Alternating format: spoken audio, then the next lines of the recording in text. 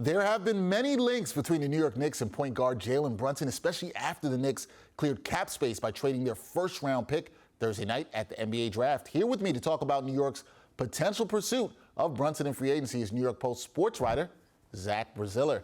Zach, good to see you. You wrote an article about Knicks point guard Derrick Rose and how he could be a key figure in the team landing Brunson. So what's Rose's connection to Brunson here?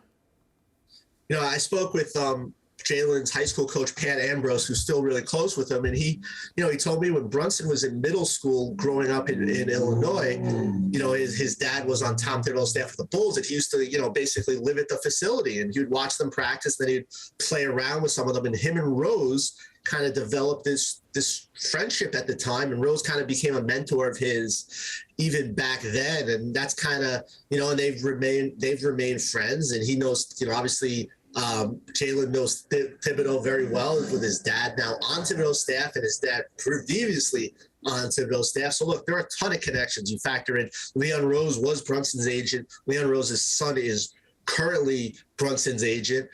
He knows Worldwide West very well. So look, there are no shortages of ties with Brunson to the Knicks. No shortages of ties at all there, Zach. So the Knicks created about $18 million in cap room on draft night, and they still could create more room by trading some other contracts to land Brunson. So looking at acquiring Brunson, is landing Brunson the best way that New York can improve their squad this offseason? Yeah, I don't think there's any doubt. Now, look, there are some other rumors out there of potential guys, but Brunson's a free agent, so they don't necessarily have to give up anything. He's a guy that, look, we mentioned it, 1 million ties to the franchise. He's coming off a career year. He's a guy who's only getting better. He's a good defender. He runs a team. He's a good shooter. To me, you pair him with R.J. Barrett, and you have a really, really nice backcourt. To me, it's a home run move. Now, maybe they have to overpay him slightly, but to me, it would be absolutely worth it. All right, you said it's a home run move, Zach. If they strike out there and they're not able to land Brunson, are there any other names, any other point guards that the Knicks could acquire here? You've heard Malcolm Brogdon of the Pacers. He has 2 more years left on his deal, and the Pacers are looking to move him. They have some pretty good young guards there, so that's a possibility. Now, Brogdon's been a very productive NBA player, but he's also been hurt. He hasn't appeared in more than 74 games since his rookie year. This is now his 6th year in the league. There's another very intriguing name out there, DeJounte Murray from the Spurs. The Spurs are rebuilding.